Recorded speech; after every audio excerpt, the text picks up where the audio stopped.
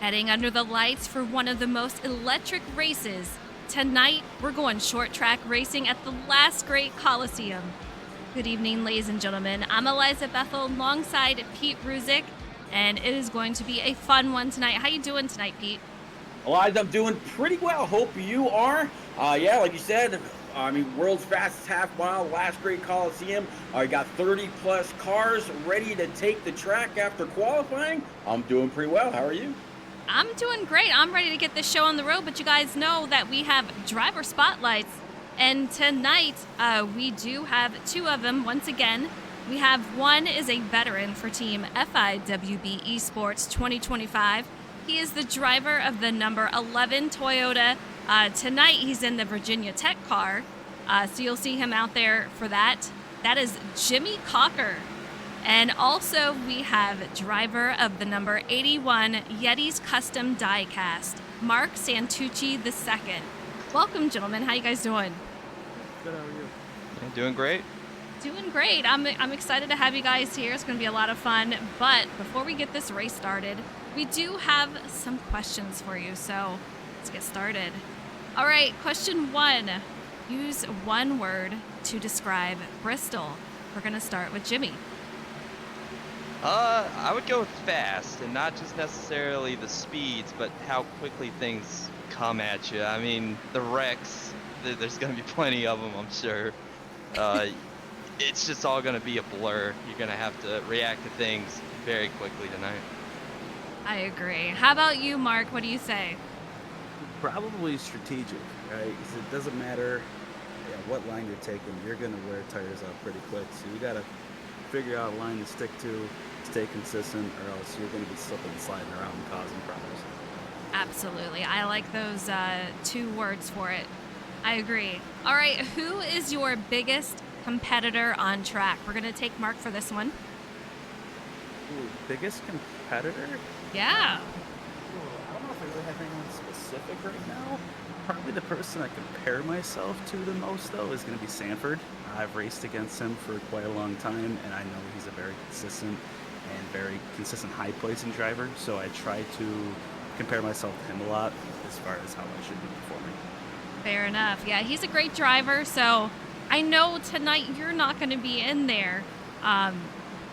You actually just got out of the hospital, so I wish you well and healing up. So it's unfortunate that we won't see you out there tonight.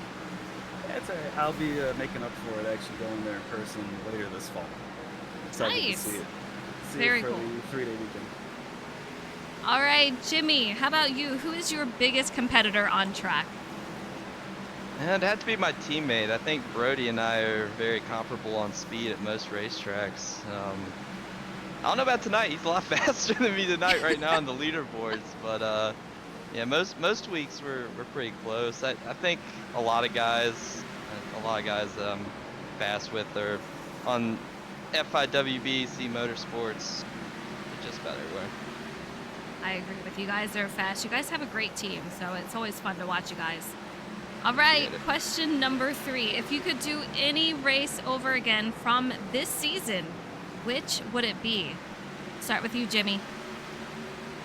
Well, Phoenix was very poor for me. I ended up wrecking on like lap 8, so I'd probably say Phoenix. I felt like I had good amount of speed there too. I just got myself caught up in something really early, so yeah, I'd say Phoenix. Well, hopefully we can get redemption for that at some point, for sure. Yeah. All right, Mark, how about you? If you could do any race over again, what would it be? Probably last week's Las Vegas. I felt very quick on that track, and I just got caught up in some unfortunate wrecks. I just could not. I didn't have any room to avoid them. They really blew my race pretty early, and I felt like I could have had a pretty high finish last week. Yeah, I hear you guys. It's definitely a tough situation when that happens, for sure. Question number 4. What is your favorite car and track on iRacing? We're going to start with you, Mark. Favorite track is definitely the Daytona Road Course. I live for the Daytona 24-hour race. It's my favorite event of the year. Oh, I nice. absolutely have a blast driving them. But probably my favorite car that I've ever driven on iRacing is the Dallara IR18. Did a lot of IndyCar racing in the past couple years and always had a blast running that car. Okay. All right. Yeah, it's been a while since I've messed with those cars, but they are a ton of fun for sure. All right, Jimmy, what about you? Your favorite car and track on iRacing? I mean, it's a weird one, but I would say Daytona in the next gen. I think I just like how, you know, the runs are big there, but the cars push really good.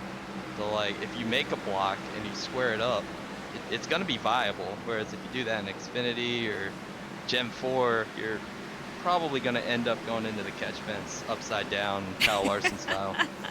You are not wrong. I love that combo too. I have to agree. It's just so close, and there's so much you can do with those cars in that combo. So it's a lot It's of fun. really for sure. good when you have the right people, and SnB Absolutely. definitely has the right people. I appreciate that. All right, your last question. What's a hobby or something you do outside of iRacing? And we're going to start with Jimmy. Yeah, so I'm really big on maps, cartography and manual cartography in specific. Basically, when you're, you know, making a map with pen and paper. I just love that. I don't know what it is about it, but I've loved it as a kid, and I still love it now. And I mean, yeah, that's kind of where I go with it. So what do you do with that? Do you make maps of places that you know, or what are we talking about? Yeah, yeah. Okay. So sometimes that, sometimes places I don't know. I mean, there's Very plenty of cool. programs out there where you can do it for free, and Wow. I just, it's basically like graphic design, but adding Yeah. a geographic component to it. I've never even thought about that. That's very Yeah, me interesting. neither. Yeah, It's very very cool. fun. Highly recommend. I could imagine. Absolutely. Maybe in a past life you were a pirate. Oh, maybe. It could be. All right, Mark, what about you? What is a hobby or something that you do outside of iRacing? So in real life, I'm on the opposite side of racing. Instead of on ovals, I drag race. I've been doing that since I was 8 years old. We started going when I was 3. I got begged my dad to buy a car again when he took me to watch. And he got me into the kids class when I was 8 years old, called Junior Dragsters, like a half scale of a full-size dragster, and they're all Nice. time restricted. So it is a good way to learn it. Got me into a car when I was 14, won a championship then, and after high school and college, built another car and stuck with it. Been doing it, going on, it's been 17 years now, about that, since Wow. I've been starting to drive. It's a lot of That's fun. awesome. That is a while. And, you know, you and I had an interesting conversation about your picture that is up on stream right now. You have a doll back there. Care to say a little bit about that doll? Yeah, Ronald. So my dad and I had a pair of them. In his car, he had Hamburger, because he raced a brown car and it kind of matched it. And we found that Ronald doll. So if we have the Hamburger and Ronald McDonald together as the pair, and that doll has seemed to really aggravate people and bother people. It seems to turn its head and look at people, especially when you're doing a burnout. The car shifts its head over, and it freaks people out. They can see it when you're racing too. It sticks I right can above the window. imagine. So you bring the Conjuring to the track, is what you're saying. Yeah, I mean, Apparently. the car I mainly run has a voodoo doll in the window. We had a Buddha doll at one point, just to mess with people. It's fun mind games. I can imagine that. That is so funny. That's awesome. Yeah, that is actually very awesome. But that is it for our questions tonight. It was so fun getting to know you guys a little bit more. And man, tonight is going to be fun here at Bristol. So I wish you guys a lot of luck, and hopefully we'll be in the booth afterwards. Yeah. Thanks, Eliza. Mark, I hope you feel better, man. I know. buddy. Yeah, heal up, man. Thank you guys. Take care. All right. All right, Pete.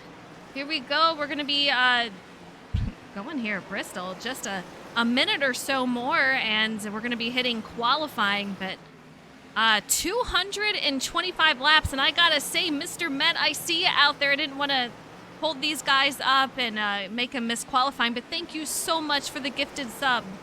They have gifted 69 subs in the channel. Thank you, Mr. Met. I hope you're doing well.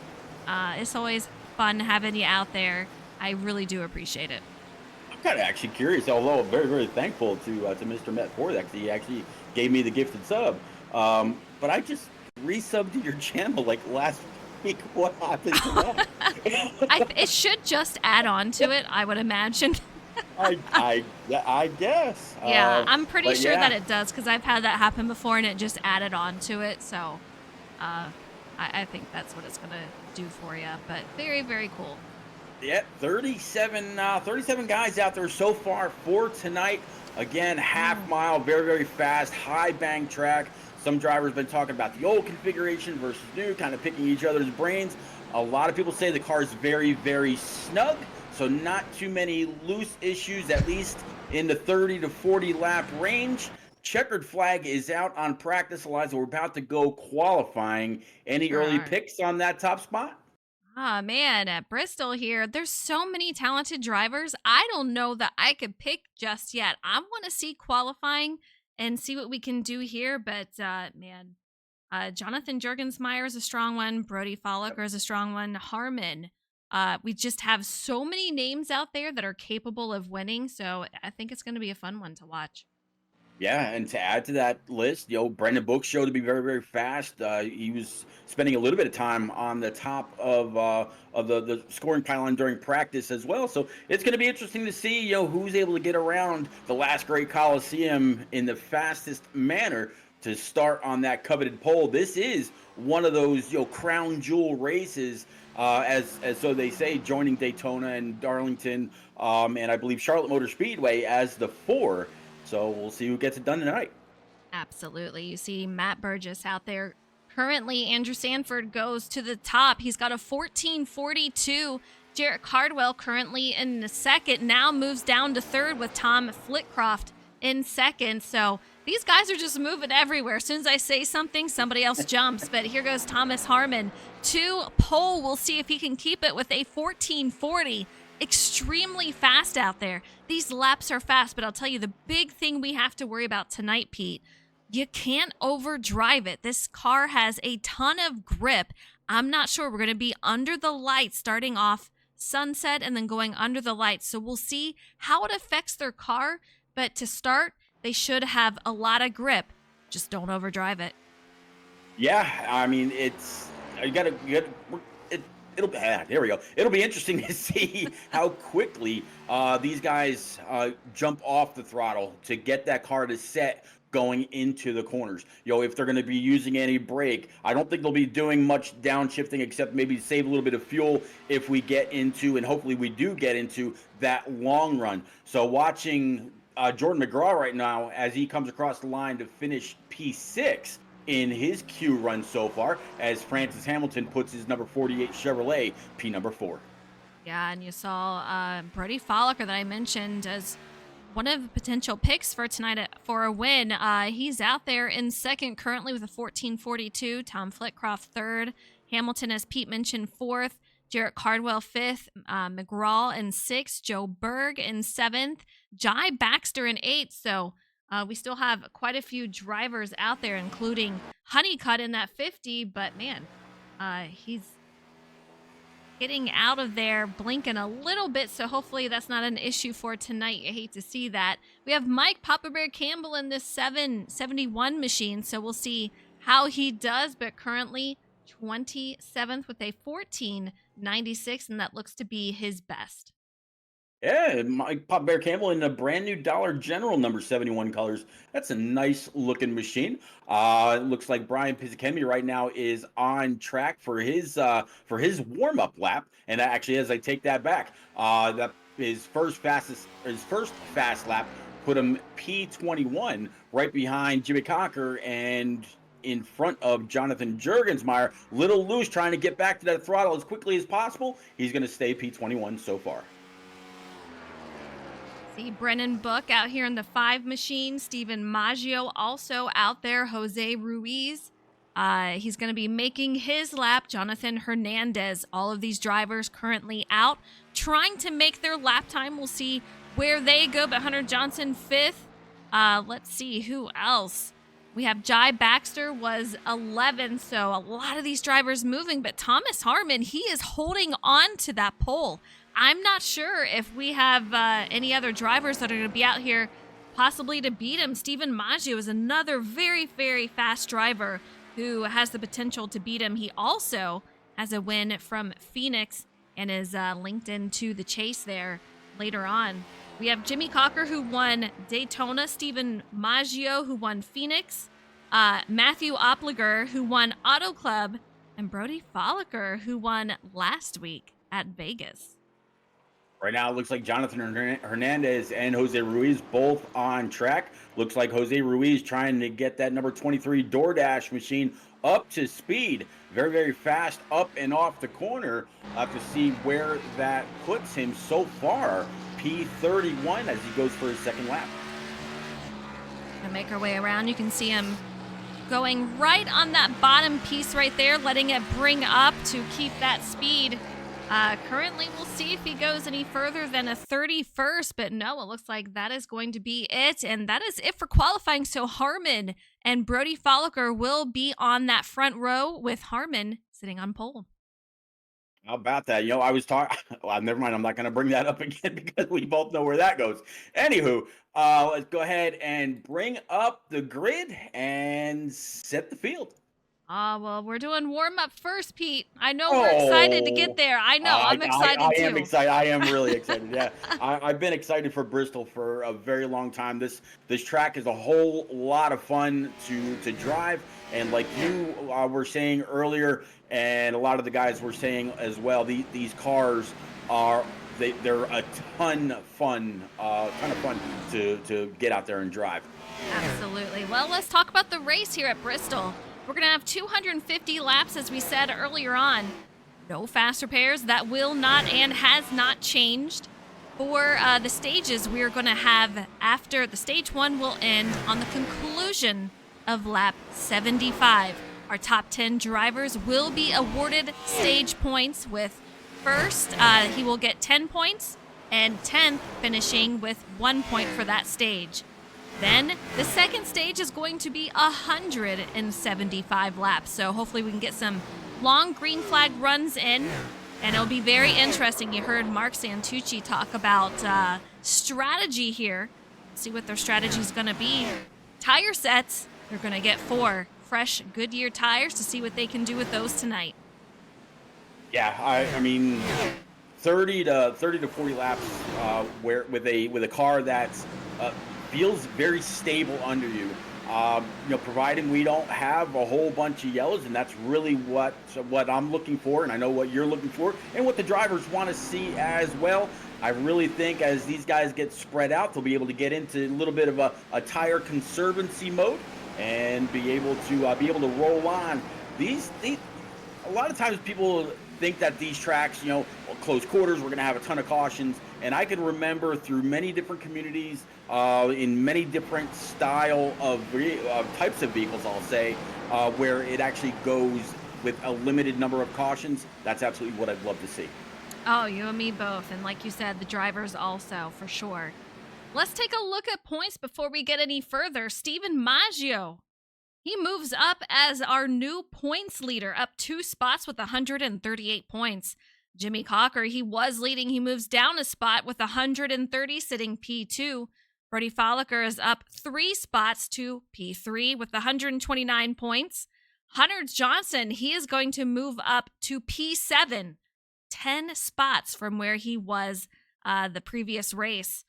And Micah Allard, he moves up 6 spots from the previous race, sitting P12. So a lot of movement, but Rivers Jones, he's going to be our biggest mover, sitting P17, up 11 spots with 79 points. He is part-time this season, but some nice gains for him.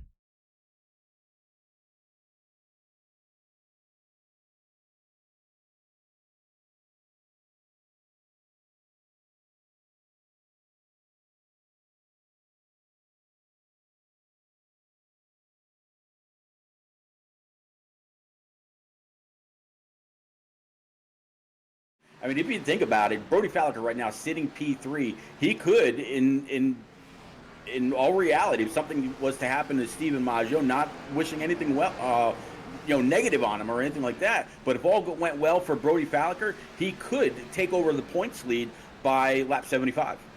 Yeah, it's very possible, and this is the guy who did win last season, the Xfinity champion. So I know he would love to take the lead early on and just run with it. We'll see what happens tonight, but it's Bristol. You know, if anything happens, it will happen. I think we're going to see a lot of lead changes, and these drivers, I think we're going to see, a lot of jumbling up for positions early on when the tires are fresh. Once those tires wear out, passing is going to be extremely difficult, especially on that low side. So these drivers are going to be trying to jockey for position very early on, Pete. Yeah, absolutely. I mean, getting into the corner, if you're side by side, you will be using a little bit of brake. You're going to want to try to get that nose to set. But unfortunately, if you still have that guy to your outside, you're not going to be able to get back into the throttle as early as you want, which pretty much gives that guy on the outside that position, unless you're just able to really roll that bottom very, very well. Like if you're on newer tires, or if the guy that you're passing has burnt his up. Yeah, tire management is going to be a very, very big factor this evening, where usually we're only talking about clean air, but clean air is always king. Oh yeah, absolutely. Warm-up is now over. We're going to go ahead and get started on this grid here at Bristol. Thomas Harmon, he will be your pole sitter as we get finished up here in the warm-up, and you can see it out here. Thomas Harmon, the number 68 on pole for Output Racing. Brody Folliker is going to be P2 in that number 42 machine. Row 2 is going to be Tom Flitcroft in the 8 car with Josh Taylor to his outside. Row 3 is going to be Hunter Johnson in that 32 car with Francis Hamilton to his outside. Jarrett Cardwell going to be P7 with Jordan McGraw in the 34 car sitting P8. And in row 5, it's going to be Brennan Book in the 5 machine with Joe Berg to his outside. I love that top 10, absolutely. Steven Maggio in that number 51 is going to start P11 and to round out the first 6 rows. Jai Baxter in that 54 starting 12th. P13 looks like Matt Burgess in the 57 with Andrew Sanford in the 37, sitting P14. P15 is going to be Jamie Wright in that 03, and around out row 8, Matt Sisler in the 45. Micah Allard in the 61, starting 17th with Matt Opliger in the 20, 18th. 19th is going to be Rivers Jones in that 91, and to his outside, the one and only John Honeycutt in that Team FTR, number 50, 20th. Rob Newman in the 33 car is going to be 21st with 22nd Jimmy Cocker. 23rd is going to be Jonathan Hernandez with Brian Pizzakemi and 24th. 25th is going to be Jonathan Jurgens-Meyer with Joseph Turley in that 13 car in 26. 27th is going to be Luke Allen with 28, Charles Kramer. 29th is going to be Dylan C. Robb with 30th, going to be Matthew Gale. Yep, Jose Ruiz in that 23, starting 31st with Mike Papa Bear Campbell in that number 71, 32nd. 33rd, Michael Walls in that 47 with Connor Cunningham in the 3, 34th. 35th is going to be Philip Bridgman in that 24, and Justin Anisgok, unable to make the field this evening, would have started 36th, with Mark Santucci also unable to race due to medical concerns. He will be parked, but definitely glad that he was able to come out here for one of our driver spotlight interviews. Eliza, that's the field about ready to go green. Yeah, we're getting ready to go green here at Bristol Motor Speedway. 250 laps. You know it's always fun here. Let me know in chat. How you feeling out there? Who is your driver? Who is going to win as we get started and ready to go green? Green flag. Boy, Tom Harmon, I'm glad that to see he's up there. Barney the flagman waving him on. 68, 42, last season's champ up on the high side, but it looks like the 68 is going to be able to go ahead and grab that quickly, but we got an attempt for a crossover. Brody Falker down low, 68 able to get back in the throttle. First lap belongs to the 68. Sure does, man. The 42 really putting the pressure on Thomas Harmon out there. Tom Flitcroft, meantime, he is out there P3 just watching what's going on in front of him. He is perfectly fine where he is currently sitting. Josh Taylor, P4, he says, I need some luck out here. I want to have a good race. I have been caught up in other mischief going on in these other races. This has got to be it. Yeah, he felt very, very secure about the race. So much so, he was asking some of the other drivers in the Discord this evening, hey, after the race, who wants to go play Among Us? I mean, okay, okay. If he's feeling that good about the car and whatnot, I mean, right now sitting, as you said, P4 with Francis Hamilton and that Detroit Tigers number 48 right behind him. But first and second kind of nose to tail, a little bit of a gap back to the 8 of Tom Flitcroft, and then another gap back to the deuce. These guys so far, so good. Single file line for the top 4 drivers, and then we're going to go 2 wide, and that's going to be for Brennan Book and Francis Hamilton. Jarrett Cardwell going to take that outside. Remember when we said it's going to be tough to pass on the inside? That outside is just going to have the momentum, and you're going to have to use it early on. You try to save those tires, though. It's definitely a fine line. What are you going to do? Are you going to try to go for that position or try to save tires and hope they use their stuff up? You can see what these drivers are choosing as they're taking that outside in the 48. Unfortunately, he's going to fall back 3 spots so far. And not more. Here comes the 91 as well as Rivers Jones, as he was kind of following the 03 of Jamie right up and through there. Now the 48 finally finds a bit of a gap on the outside. Behind him, though, you got Team FTR drivers of Jordan McGraw and the 50 of John Honeycutt, as now the 34 is going to lose another spot to the 1 of John Hernandez. On board with Jordan McGraw in that 34 machine. He's got Jonathan Hernandez directly in front. He's going to protect that inside. He might have drivers trying to take that outside to try to take over position. That 54 is going to take that high side. Jordan is one that loves the long run. He does better on those, and I think we're going to see him kind of reel him back in as they wear their stuff out. Yeah, Matt Opliger right now is the newest driver to his outside in that Mobile 120. And right behind him, Joe Berg as well as Andrew Sanford. These guys are all kind of ganging up in his rear view. As just as I say that, 34 says, you know what, enough is enough. Got to stop the bleeding somewhere. I'm going to need to gain a little bit of momentum as well. I can't lose too much track position.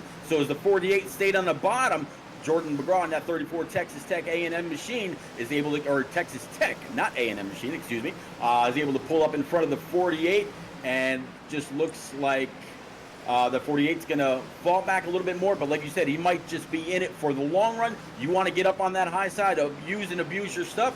I'll catch you again later on. Absolutely. Let's take a look at these leaders out here. Thomas Harmon still in the lead. He's got Brody Folliker right on the heels of his machine there.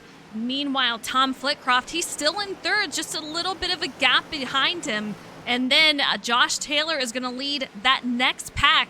And man, oh man, that 51, Steven Maggio, gets very loose as he's coming off exit. I don't know if he's overdriving his machine yet or if the conditions are making things a little more loose, but he's definitely pushing it out there. Absolutely. He's got a guy that's really pushing it right ahead of him, talking about the 91 of Rivers Jones. Rivers Jones last week had a phenomenal race. Very, very strong almost the entire night through. Hated to see him get caught up in that wreck, which kind of took the night away from him. Maybe he's looking for a little bit of redemption. So far, up 13 spots. I'd say there's a pretty good chance of that. I would say so. Let's go ahead and take a view here. You can see these drivers as they fly on by the start-finish line. This track is becoming quickly filled all the way through as the green flag run goes on. The front stretch is about the only thing that was clear just a second ago. But man, these cars really starting to spread out, Pete. Oh yeah, I mean, I remember years and years ago, old Darrell Waltrip calling this place basically a conveyor belt of cars, just like you'd see at a Martinsville or something like that. And yeah, I mean, at one point, the leader is going to catch up to a car and put him a lap down. And right now, it looks like the last guy on track is going to be Charles Kramer. Actually, no, I take that back. Charles Kramer now on pit road. The guy running in last place now is going to be the 13 of Joe Turley, down to P34, down 8 spots since his qualifying effort.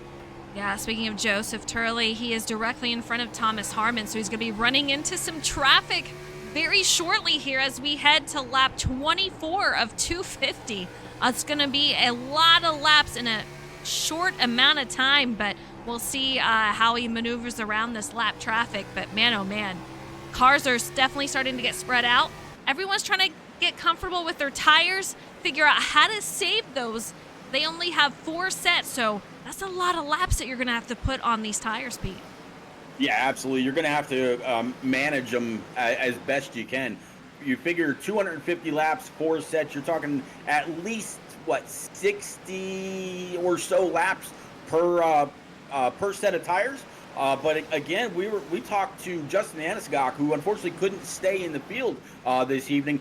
He was feeling pretty good after 30 to 40 laps. So if he was able to contain that or continue that, and I believe, if I'm not mistaken, he was talking about 95 or 94, 95 on the right-hand side. As far as wear goes, I think you're going to be pretty good for 60-plus laps. Round P28, it is very congested out here. You see Matt Sisler. He is out there in 27th. He's going to have Dylan C. Robb directly next to him. He's in that 16 on the outside. And then we're going to have Jose Ruiz directly behind him in that 23 machine, Connor Cunningham, Philip Bridgman, and then Matt Burgess, who is just right behind. And they're 3 wide. They're going to have to hold on to it. The 16 is going to back out of it. So very interesting. You can see there's definitely some races going on throughout this field. Yeah, big props to Dylan Robb right there for checking up and not going through with that 3 wide. Yeah, he may have lost a spot, but maybe his whole idea is, hey, I'm not. If I don't have to get wrapped up into something, I'm gonna. I'll let out. You guys go ahead. And as always, on a track like this, burn them up. I'll see you later. Absolutely. Sometimes you just have to pick your strategy. Are you going to try to be aggressive early on and make up those spots and then save the tires? Or are you just going to save and hope the drivers come back to you? So it's just different strategy for different drivers here. But Thomas Harmon still behind Joseph Turley, and a little bit of contact between the 71 and the 42, or maybe the 68 and the 42. I know it was the 68 and then another driver. So our leader's starting to come into a bit of traffic here, Pete. Yeah, Mike Pop Bear Campbell in that Dollar General number 71 on the outside, trying to let everybody go. And yeah, this is brought back the entire top 5, as now looks like the 8 of Tom Flickeroff going to try to look underneath last year's champion. Just wasn't able to get the throttle down. He'll have to fall back behind the 42, but the 12 of Jarrett Cardwell now up 3 spots to P4. So Jarrett Cardwell having a great race, and Josh Taylor still right behind him. Yeah, Jarrett Cardwell, he seems to be getting stronger and stronger every race, and I just see huge improvements from him.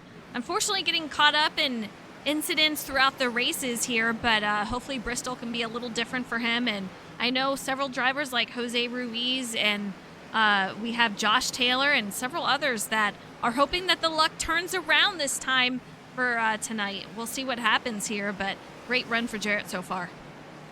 So yeah, Rivers Jones continuing to move on. One of the other drivers that's made some pretty big gains as well. Right now sitting P8, up 12 spots. Talking about the 50 of John Honeycutt, as he also cleanly gets on by the lap machine of Mike Campbell. That 50 Sunbelt Chevrolet continuing to march his way through the field. Earlier in practice, there's a little bit of instability with that machine, but that looks like that's all cleared up, and Honeycutt's on the charge. Yeah, he is on the charge. He's doing phenomenal, up 12 spots, like you said. But P8, he's got Steven Maggio behind him. And, man, we got some looseness going on up here.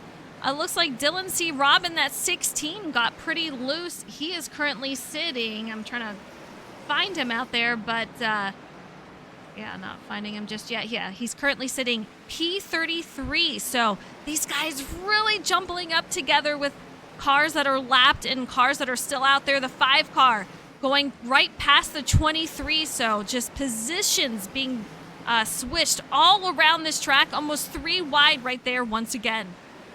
Yeah, absolutely. We're watching more and more cars go 1 lap down, and that's pretty much a race within the race, because after you get lapped, then you got to catch the new car that the leader has also put another lap down, or a lap down, to be the first car 1 lap down should we happen to see a yellow. But Eliza, how about this? So far, working lap 42, these guys are so far putting on one great race. And it really has all been, so far, it's all been Tom Harmon, after starting on pole, continues to lead as Jared Cardwell takes over P2. Here comes Tom Flitcroft up to P3. Yeah, how about that? These guys doing a phenomenal job. I see you out there. Always Joker, thank you so much for the follow. I appreciate it. Hope you're doing well out there tonight. But Jared Cardwell, man, he's making up some positions here. I have a feeling that he was saving those tires and is coming in use right now. Tom Harmon, though, he's fantastic at saving. We'll see if Cardwell can make up that spot. But here comes Tom Flitcroft, 2 wide for P2. We'll see if he can jockey for position out here for the lead. But, man, it is going to be a tight battle. It's lap 45 coming to 46, Pete, right here. We're going to be talking our first green flag pit stop soon. If you want to split it evenly, they can do every 50 stops or every 50 laps, with lap 50 being their first stop. I think these drivers, though, if it's me, I'm hanging on out there as long as I can. You know, on the back of that 12, it says Vogues to go, talking about his good buddy. I almost wonder if he's trying to get a little message saying, hey, I got to go. I don't know. I'm kind of curious what that means. But good old JC absolutely showing a lot of speed here. Not only involved in the community here on Monday nights, but also in the open wheel series that's run by Shake and Bake. Yeah, very, very fast driver. And tonight looks like he might actually have something for Tom Harmon. Oh, he's got to get out of or pull on down right behind Matt Gale, I believe, in that 67. And that brings Tom Flitcroft right to his back bumper again. Yeah, some more traffic right there is always going to make things a little interesting. Might hold on to the wheel a little bit harder there, but the 23 down low, you can see him there. I think that's going to put Jose possibly almost a lap down if he can pass him up here. But as far as SnB goes, we are going to have our F1 series coming back pretty soon. I do believe March 20th is going to be our first race. We have a bunch of drivers that are so excited. So far, about 20 that are going to be ready to grid up here. So we'll see what happens. But, man, it's going to be another terrific season. I believe season 8. I tell you, this community just gets stronger and stronger season after season. And there's no surprise to that because of the level of professionalism and the level of competitive drivers in each and every aspect of Shake and Bake, whether it's in the next gen cars that we ran for the first 3 seasons, the Xfinity that we ran last year, or the Gen 6 that we're running this year, the open wheels that are run, so many different disciplines, but all in all, it always leads to a great roster of very competitive and talented drivers, and no surprise that they put on a great show. Absolutely. Currently on board with Brody Folliker sitting P5. He's down 3 spots from where he started. However, take a look how close this racing was. He's right next to Tom Flitcroft, who right next to each other here. He's got Rivers Jones directly in front of him, nose to tail. For these top several drivers, you can see Brody getting a little loose off exit there, just trying to hold on to it. And I'm hearing from some of these drivers in practice, they're so tight that they're turning the wheel so much that it's getting them a little loose. We'll see how they're feeling, but we're coming up on lap 58. I guarantee they'll be ready to come down pit lane soon enough. Absolutely. It looks like Tom Flitcroft, he was getting a little, maybe a little too uncomfortably close, if that is such a thing, to the back bumper of the number 42. So he tried to pull down, and then Brody Folliker went on down as well to try to get on by Rivers Jones. Right now they are side by side as the 8 and the 50 are side by side. All this happening right behind the deuce for Josh Taylor. Speaking of pit lane and these guys getting ready to come in, it is a single pit lane situation tonight. So it's going to make things a little more interesting than if both pit lanes were open. That's something that these drivers will have to be careful with when they come on down. Bristol, there are barrels down there. It's not the easiest one to get into, and you do have to make sure you have those practice laps as you try to practice that before a race. It makes things a little interesting here at Bristol. It looked like might have a little bit of a 3 wide here. The 50 of John Honeycutt to the inside of the 16 of Dylan Robb. Both him and the 42 getting on by. Now Brendan Book and Tom Flitcroft looking to get on by the 16. That's doing his best to keep it up by the wall. Right now, it looks like Robb doesn't really have the speed to contend, so he's going to go ahead and let all the leaders go. We stay green, coming to lap 63 next time by, getting closer and closer to that end, to the end of the stage. And again, so far it has been all Tom Harmon, Josh Taylor right now up to number 2 in that deuce. Jared Cardwell back to 3rd, Rivers Jones 4th, and John Honeycutt now up to P5. How about that, man? These drivers, take a look at this track map. Absolutely no place that you can go on track that there is not a car. Just a tiny few spots here and there, but man, it is a very crowded track. These guys have definitely split up quite a bit. You can see that we have John Honeycutt sitting P4, Jarrett Cardwell 3rd, Josh Taylor in 2nd.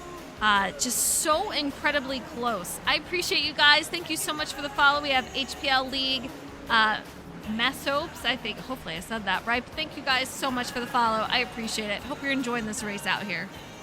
Eliza, right now it's showing everybody from 26th on forward is still on a lead lap. So we started this race with 36 drivers. That means just about 10 right now have been put down have not been put down, but been put 1 lap or more down. There we go. But yeah, I tell you, Tom Harmon, I said something to him in chat. I might as well say it now since he's been so dominant, that I thought he needed to get rid of this frozen scheme because he's had a lot of bad luck so far this season. And he was very, very quick to come back. Well, I got 3 top 7s. Okay, so he corrected me pretty quickly. He sure did. But tonight, no, it is all Harmon. With the 2 of Josh Taylor. Jared Cardwell continues to move. Rivers Jones in that number 91. Very, very strong every single week. And of course, we wouldn't, we would be remiss if we didn't mention Brody Falliker yet again inside the top 5. I know, Brody Falliker, last season's champion for Xfinity, and we do have some fans out there. I love to see it. Always Joker says we're rooting for our fellow HPL members. Go FIWB. Brody is our hero, and then we have another one for Rivers Jones. So Rivers, man, he puts out some amazing paint schemes. I'll tell you what, he's very, very talented. You can see him out there in that 91 machine, up 16 spots already. Phenomenal. Lap 72, though, these guys are still hanging out strong. I don't think anyone has made a pit stop yet, Pete. No, nobody's gone down pit road as of yet. So everybody out there on 73 lap old tires. I have a feeling after the stage is done, which right now the 2 of Josh Taylor really applying a little bit more pressure to the 68. Thought about trying to pull underneath them that time, but this is the 75th lap. The 2 all over the left rear of the 68, not able to do anything there. He's looking for max points as they come up on the 03, up on the high side. It's going to take 1 line away. The end of this lap is the stage. Yeah, I will give these guys credit that are getting passed up. They are just doing a phenomenal job trying to stay out of the way of the leaders. But man, Josh Taylor is about to go side by side for the lead. Here we go with Thomas Harmon, who has led 75 laps. He was unable to make the pass, so he's going to tuck in directly behind, and I guarantee he's going to try it again. But man, these guys, their tires have to be so worn out now, but they are just doing a great job. You see Rivers Jones, he's going to be back here in 3rd. He's got the 57 of Matt Burgess directly in front. 03 of Jamie Wright on his outside. He is in a sandwich right now with Tom Flitcroft. He was on his low side in that 8 machine. Yeah, 03 of Jamie Wright right now showing in P25. So right now he's the 2nd car 1 lap down. He's actually going to be racing. Looks like it would be, I'm looking for it right now, Matt Burgess in the 24 to be considered the first car 1 lap down, as it looks like the 03 is down on the or about to get ready to get on the apron. Very, very slow down the backstretch. Not quite sure if he was having a problem or just making sure he doesn't inhibit any of the leaders. Jackson, Alexis, thank you guys so much for the follow. I appreciate it. Some more HPL fans up in here for FIWB. Really appreciate it. Brody Folliker, P9. He is struggling here in traffic. I know it definitely gets in the way of what line you're trying to carry. That outside is going to move more, but also it is going to tear up your tires if you stay out there. So definitely tough. You have to pick your battles, what you're going to do. I know the lap cars have tried to stay on the outside. It's just tough. Not a lot of room here at Bristol. No, not a lot of room at all. As looks like Rivers Jones and Brendan Book were both side by side right there. Made a little bit of contact now to the outside of the 16 of Dylan Robb. Dylan keeping that thing low, but it looks like he's got a little bit more speed than the rest. So I'm going to guess that Dylan Robb may have gone down pit road. Yes, he did. Back on lap 62. So he's got newer tires, 21 lap older tires than the rest. Everybody else is now on track for 84 laps on their original skins. Yeah, Dylan's got places to go. He's got those fresh tires. You can just see him making passes even on the inside. So that just shows you the difference in these tires and what they can do out on track. You can see him just passing up about 5 cars just in a short amount of time. So that is a driver on the move as he sits P32, but hopefully he can make up some spots. Meanwhile, our leader, Thomas Harmon, putting in a little bit of a gap over Josh Taylor, sitting P2. Tom Flitcroft, that is not for position. He's got the 16 down below. Tom Flitcroft is kind of on his own little island. Meanwhile, John Honeycutt leading this little pack back here. He's up 16 spots with Matthew Opliger. He's up 13.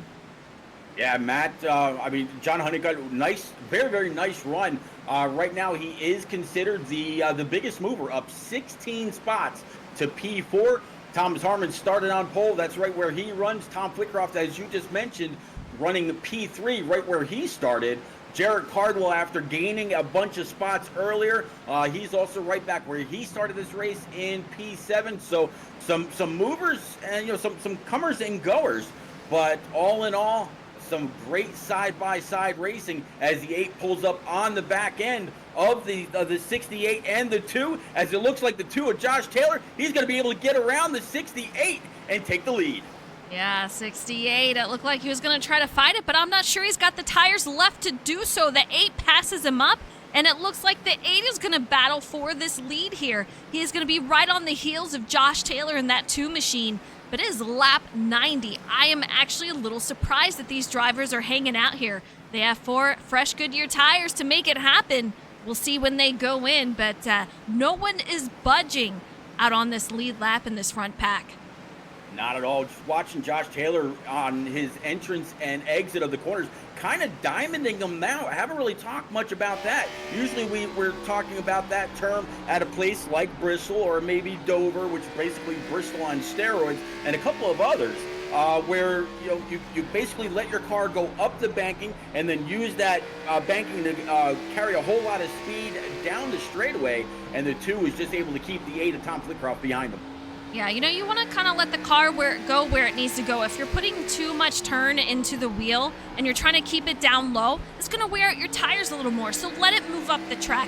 Kind of diamond it. Start down low, let it drift up a little bit, and then once you get that speed cut down a little, you can bring it back down low. So these drivers at different parts, here we go. Josh Taylor going to make his way, it looks like, into pit lane. I don't know if he missed it, Pete, or if he just let the 8 go by, but it looked like he was trying to make his way to pit lane.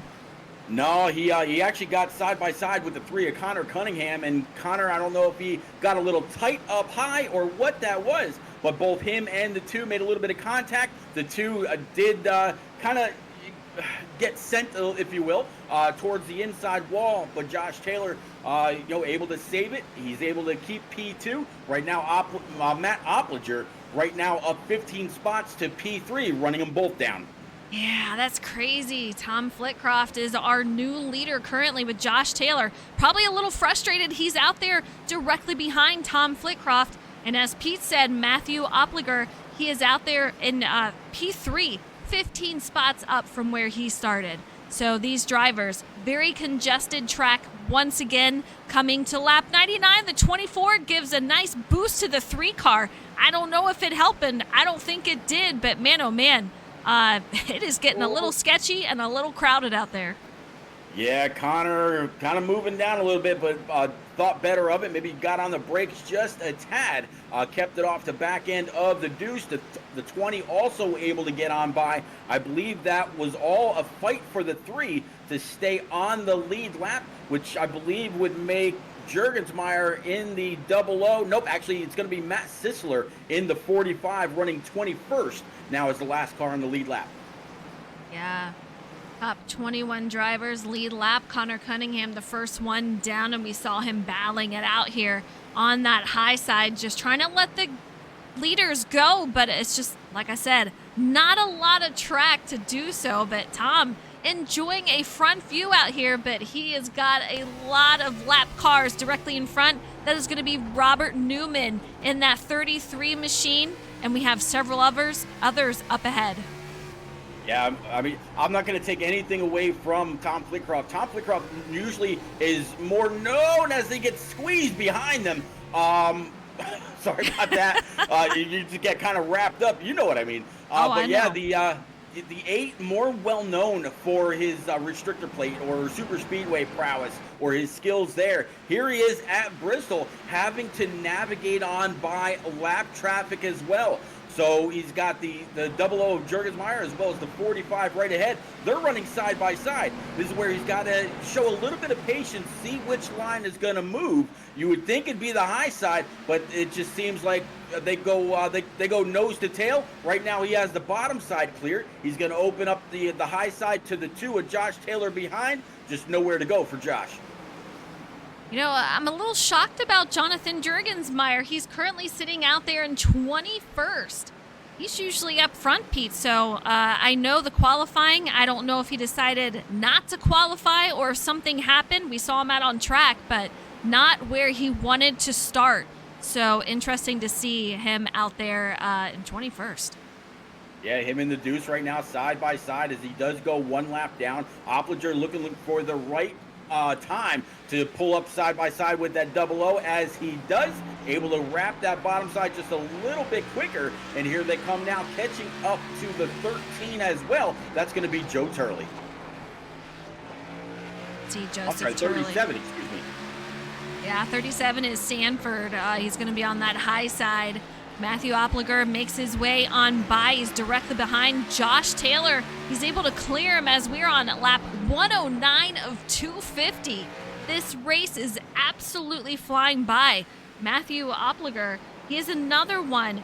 He does have a win this season, locked into the chase for later on in the season here. But 4 different drivers, Pete, have a win this season in the first 4 races.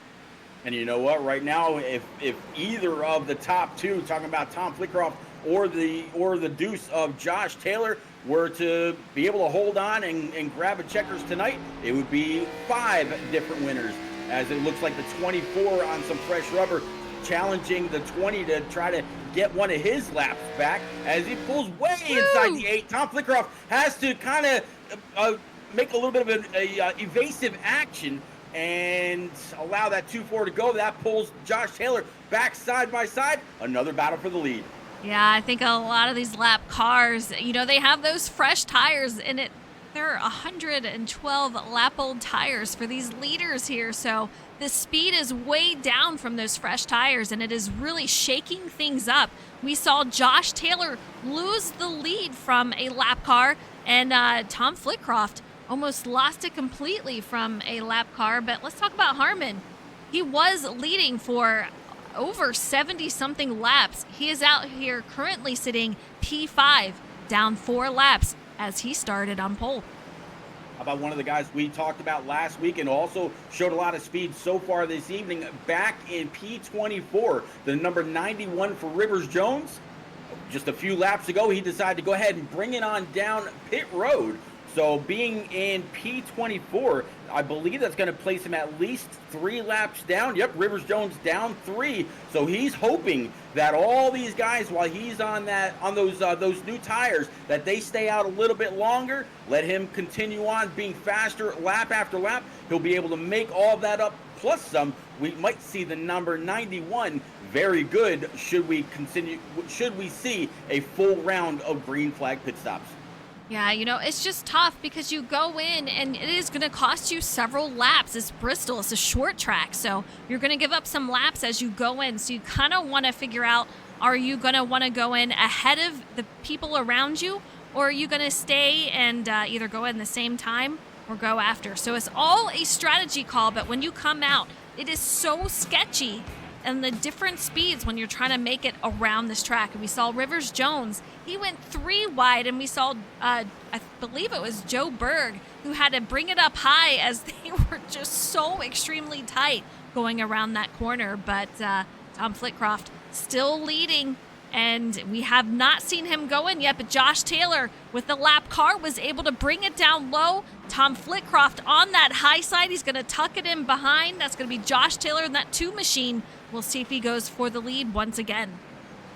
Yeah, it looks like the 45 trying to stay on the lead lap. The 8, the 2, the 20, the 23, and so many others right behind.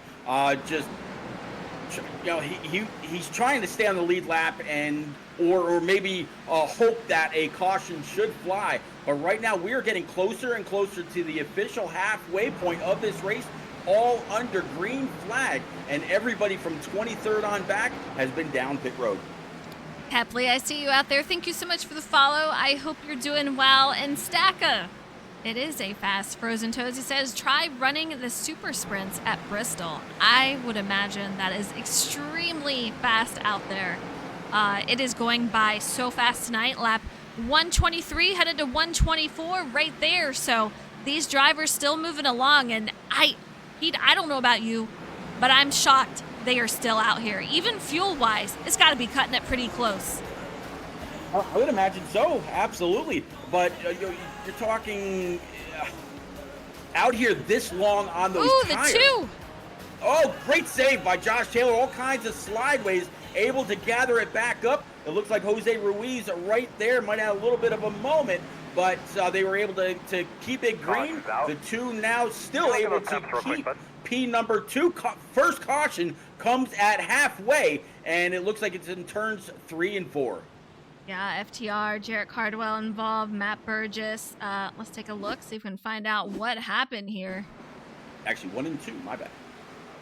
Looks like 12 into the wall. Not sure if he had a little help with that 48 car, but going to be an interesting call here. See if we can get another view, back it up just a little bit. Yeah, 48, 12, and the 57, and then here comes Maggio, as well as others, all getting just a little bit of damage. But Eliza, there will be a line of cars coming down pit road. Absolutely. Perfect time to bring that machine right on down. You see Jarrett Cardwell, who was involved in that incident. You know he's got to have some damage. I'm not sure how much. He looks okay from this angle, but that Vogue's machine, it's going to have to fix that up. Yeah, very unfortunate. Not quite sure what all happened there between the 12, the 48, and others, but it was also... did I lose you? Yeah, I don't know what happened. Sorry about that. That was weird. Yeah, sad to see the 2 of Josh Taylor actually catch a little bit of that damage as well as he came upon those wrecked machines. Hat Poopy, thank you so much for the follow. I appreciate it. And the sub. Thank you so much. I appreciate it. Hope you guys are enjoying the race. 127 or so laps under green. We've had our official first caution of the night. Micah, you can see him coming in here. Tom Flitcroft was our leader for several laps. We also had Thomas Harmon, Josh Taylor leading, so a few different leaders out here. Yeah, one guy, though, that's very, very happy to see this caution is that 45. He was able to stay in front of the 8 and the 2. So he's going to go ahead and grab those brand new Eagle Feel Goods, top it off for another full run. And Eliza, this tells everybody on track, you can make it on fuel. Can you make it on tires? We saw a lot of people pit somewhat early between lap 60 and 80. And then others, like the leaders, stayed out. Yeah, very interesting. We'll see what they do. Again, it's just completely different strategies out here. What they want to chance, what they want to see what they can do. Man, Tom Flitcroft going to stay out here. We'll see. Opliger still out here, 15 spots up, gained. Honeycutt, 16 spots. Brian Pizzikimi, we really haven't talked about him, but he has gained 16 spots. All in all, looks like the 45 of Sisler will be the last car on the lead lap. Everybody else behind him, one or more laps down. Lights atop the pace truck are out. We're going to go back green this time. Everybody's all racked and stacked back up. This is the first time they've seen everybody this close since the beginning of this race. Only one caution in the first 130 laps. It's going to be a great second half, no doubt in my mind. Eliza, let's go. Green. Yeah. Here we go, back to green once again. Tom Flitcroft on that outside with a great start. We'll see what they can do out here. That 50 machine, that is going to be for Team FTR. 3 wide for P2. The 2's in the middle. We're going to have John Honeycutt up high. Matthew Opliger, he is able to capture that down low, which is not easy to do, but if you're going to do it, you got to do it at the first start of the race, and here we are. We see Honeycutt kind of sneaking out, back and forth, blipping out, but he's back. Tom Flitcroft still in the lead, though. Absolutely great job by the 2 with Josh Taylor to see all that going on, or maybe he's got a spotter, not quite sure this evening. But back to P4, right where he qualified with the 42 right behind him. Through all that, the 3 wide decides to check up, let the 20 go on by. He might have also seen the 50 kind of in and out of the track a little bit, just being a little weary right now. Opliger does have a win at Auto Club, and he's looking to make another win here at a short track at Bristol. We'll see what he can do, but man, he is a very, very strong racer. He has gained 17 spots to get here, so he is absolutely on a tear, and he is already putting a little bit of a gap between the remainder of the field. Yeah, he has a good car to 2 car lengths back to the 8 of Tom Flitcroft. John Honeycutt again still right behind him. Josh Taylor, Brody Falliker. You mentioned Brian Pizzikemi. Right now P6 in his Camaro, up 18 spots. Honeycutt up 17. Matt Opliger also up 17. Jimmy Cocker now up 12 to round out the top 10. Jimmy Cocker was one of our driver spotlights, and he said, I am terrible here. I have no speed. And I said, just wait. We're going to get a long run. You'll be fine. He's up here, P10, up 12 spots, as Mr. Pete says. So let's see what he can do for the remainder of the night. I tell you, there's been a few comers and goers this evening. You know, the 68 Frozen Machine for Tom Harmon led a majority of the first 50 laps or so until the 8, the 2, and the 12, and others came and knocking, including the 42.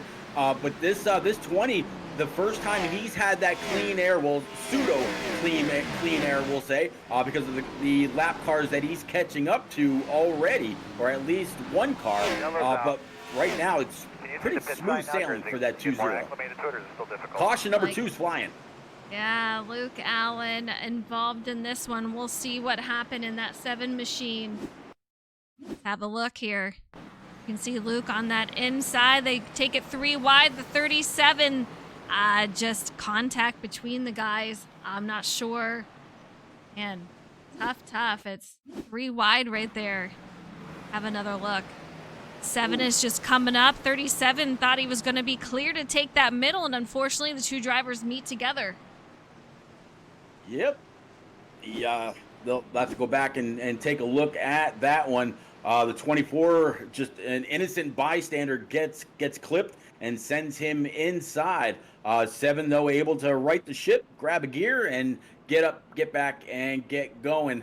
So, Eliza, what do you think? Anybody come on down for maybe a splash, knowing that they were able to go the entire first half of this race on one set of tires? If you're up in the front, I'm not chancing it. I'm staying out if I've taken everything the last time. But if I start seeing leaders coming on down, I'm gonna go with them. But if you're anywhere back, I don't know, 15, 20 on, why not? Yeah, go on down, get some fresh tires, maybe fill up the rest of the way with fuel. But they have plenty of tires to do what they need to do with it. Again, it's all about strategy, where you are on the track. And if you want to keep that position, if you're up front, position is king. You're not wrong, especially at a place like this. You know, last great Coliseum. It's Bristol, baby, and everything else that you can think of this thunderous valley. Bump. There we go. But the 20 of Matt Opplinger, he's gonna have the virtue of of getting on that loud pedal first by being the control car. The 8 of Tom Flitcroft's going to have to try to guess, or maybe if he's got a spotter, you tell him, hey, 20's gone. We do have a lot of drivers coming off a pit lane, about 15 on back. Went ahead and went in, so very interesting call out here. Kind of what I was saying, if you have the position, you want to keep it, but 15, 20 back on, absolutely take what you need to do and see what you can make up as you come back out on track. Yeah, you see the 1, the 3, and the 13 all coming back out. Hernandez, very, very strong every single week. Seems to be struggling just a little bit this evening. Yeah, he's gained 2 spots from where he started, but kind of keeping right there. I don't know if he's going to make a run for it in the latter part of the race, but 145 of 250. It's going to come up faster than we think, but we've had 2 cautions almost back to back. So I think things are going to shake up a little bit here as we go back to green. Yeah, 105 laps now, 104 laps remaining, 20 hard on that throttle. The 2 also on the outside, going to try to follow the 20. He's going to be able to clear the 8, I believe, on the straightaway. No, the 8 able to get back in the throttle also, even though he had a car to the outside. The 20's loving what they see as they stay side by side, second on back. Take a look at these guys. 2 wide all the way through almost. They're trying to get up single file, but that high side is just so incredibly strong. Like I said, you can just have that momentum and make the moves that you need to do, but you do not want to take it for too many laps. It will chew up those tires. You do not want to, you want to make sure that you have tires left for the long run. I'm hoping we can get another long run out here. So bring it back single file, get the positions that you can now, and take care of those tires. Yeah, off of turns 1 and 2, Josh Taylor looked very, very loose on the top. So it looks like he's decided to go ahead and get back to the bottom and get back in the throttle, let the car wash up track. Pretty much what we used to call opening the wheel. You're on the bottom, you're heavy into the corner, you got the wheel all the way left, and you kind of open up the wheel to where it's back to 12 o'clock. Up and off the corner. Looks like he's got Brian Pizzacchemi and John Honeycutt right behind. Here comes that 78. Comes that 78. He's been very, very strong, up 20 spots. But our top 4 drivers, huge gains for most of these guys. So really, really fun to see. But Brian, he is on a heck of a run out here. About to go 2 wide with that 50 machine, 2 wide with the 8 car right now. But unfortunately, he is on that inside. It's just really, really tough to make moves down there. He's going to have to try to either bring it back up or hope that these guys just say, you know what, I'm going to take it low. Yeah, and usually when you see a guy not able to really do much on the bottom side, it's because the guy on the outside is pulling low, keeping him pinched down. At a place like Bristol, you really don't have to do much of that. It's just you can't get up and off the corner the same way that the high side is able to carry through all that momentum. 8 right behind the 50 of John Honeycutt. Brendan Book in that 5 now, right behind the 8. And Micah Allard right now showing up inside the top 10 so far for this evening, up 9 spots to P number 8. He's getting a little aggressive up here. You see a little bump and run up here as these guys are touching those bumpers and trying to get the cars upset or just over driving it. Not sure which, But you have the 8 and the 5 teammates for C Motorsports, the 61 right behind him. Also, C Motorsports, these guys very, very close. That 42 right behind, that's going to be Brody Folliker, as he is on that inside line trying to follow this line through and make up some spots.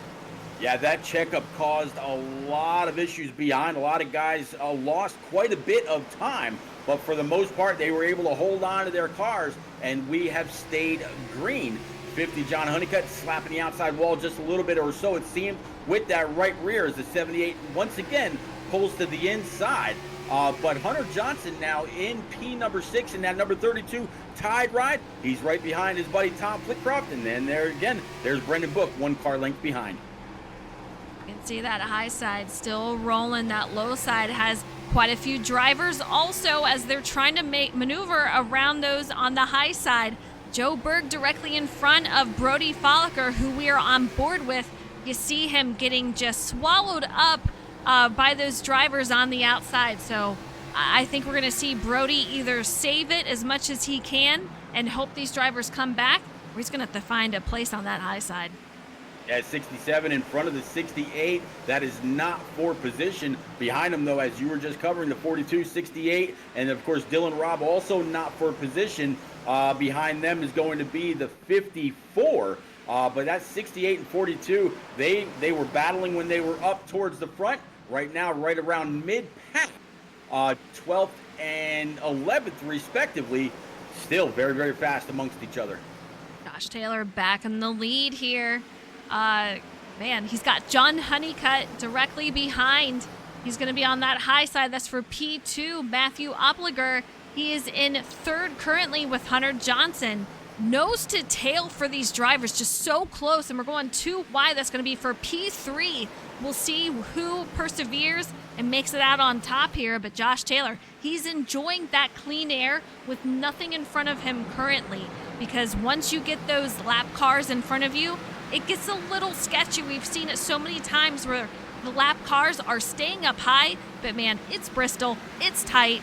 You just want them to not be anywhere around. Absolutely. Josh Taylor was saying, last week he got taken out very, very early. He's had some pretty poor luck. But in this number 2, a more smoke machine, kind of bringing you back to the old MGD colors of Rusty Wallace. He said he felt pretty good about Bristol Motor Speedway, just needed some things to go his way, needed to stay out of any kind of melee.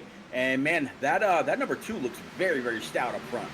It sure does. Great paint scheme. These guys always bringing the best paint schemes out here. I just love seeing what they paint. That is new. Just so much talent out there.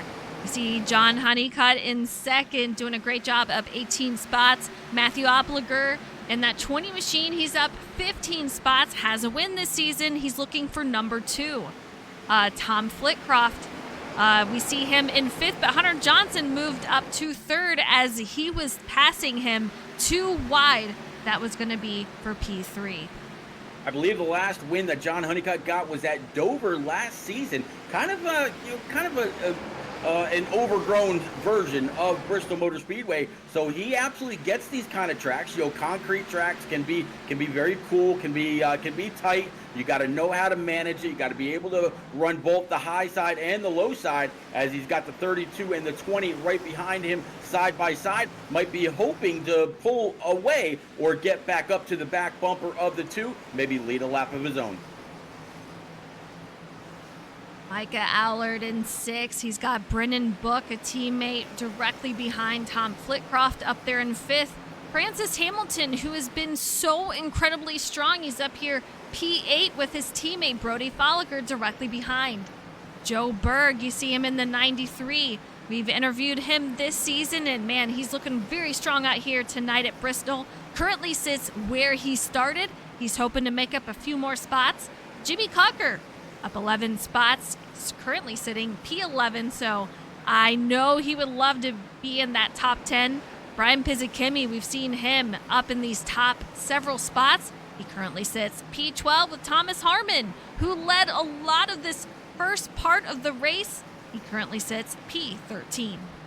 Yeah, Matt Sisler sitting P14 up 2 spots. In that number 45, we watched him able to stay on the lead lap when that first caution came out. Right behind him is going to be the 54 of Jai Baxter. Jordan McGraw in that number 34 Chevrolet sitting P16. Andrew Sanford in the 37 17th. And the last guy on the lead lap, Joe Turley, sitting P18 up 8 spots.